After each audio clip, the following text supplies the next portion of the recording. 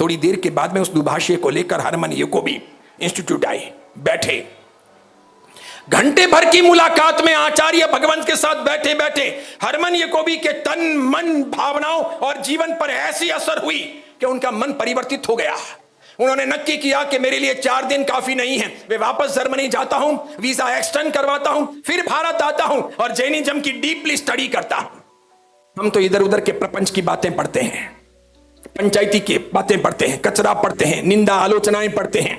इन सब चीजों में हमारी रुचि है, समझ रहे हो आप। और उसकी रुचि देखो, इतना बड़ा प्रोफेसर, जर्मनी का वाइस चांसलर बनने की संभावना भी उसने ठुकरा दी। जिस आदमी ने विश्व के लगभग सभी यूनिवर्सिटियों के अंदर बड़े बड़े अच्छे लेक्चर दिए थे, जिसने कई किताबें लिख दी थी, उस आदमी ने देखो वहां जाकर वीजा एक्सटेंड करवा करके वापस भारत आकर आचार्य भगवंत के सानिध्य में संस्कृत और प्राकृत का विद्याभ्यास प्रारंभ किया। 60 वर्ष के तकाजे पर पहुंचकर उस आदमी ने संस्कृत और प्राकृत सीख ली। जर्मनी से आने के बाद, पढ़ने के बाद, संस्कृत प्राकृत सीखने के बाद, जैन साहित्य का गहरा अभ्यास करने के बाद हरमन याकोबी को हुआ कि मुझे कल्पसूत्र का जर्मनी में ट्रांसलेशन करना है।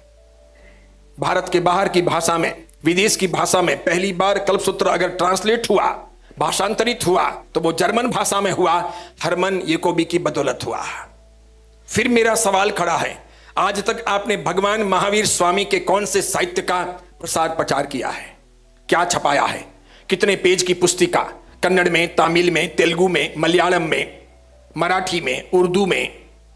उनके कोई सिद्धांत, उनकी बातें, उनके कोई रूपक, उनकी कथाएं, उनका जीवन, उनके उपदेश, उनकी शिक्षाएं लोगों के परिवर्तन के लिए, समग्र परिवेश को परिवर्तित करने के लिए, लोगों को प्रेरणा देने के लिए, अहिंसा शाकाहार के लिए, सत्य के लिए, भाईचारे के लिए, नीतिमत्ता के लिए, अनेकांतवाद के लिए क्या कोई प्रयास हुए हैं?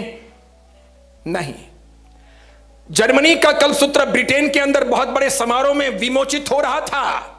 एक ब्रिटेन के बहुत बड़े विद्वान मंच पर आए, माइक पर, वो फ्रेंड थे हरमन याकोबी के, बोले, याकोबी तुमने यार गजब किया, तुमने जर्मनी में कल्पसूत्र बनाया, तुम उसका विमोचन कर रहे हो, तुमने निमंत्रण दिया, हम आ गए। भला हमको तो जर्मन आती नहीं, हम कैसे जर्मनी भाषा के बिना इसे पढ़ेंगे? तुम्हें तो इंग्लिश में बनाना चाहिए था कल्पसूत्र, ताकि अंग्रेजी को जानने वाले दुनिया में बहुत बड़ी संख्या में लोग हैं, तो कम से कम वे सभी पढ़ पाते, तो तुम्हारी ये ज्ञान की मेहनत, साहित्य की मेहनत सफल होती। वहीं मंच पर आकर के हरमन याकोबी ने हाथ जोड़े और प्रतिज्ञा ली कि मैं आज ही संकल्प लेता हूं कि आज ही घर जाकर इस कल्पसूत्र को अंग्रेजी में ट्रांसलेट करने का काम शुरू करूंगा।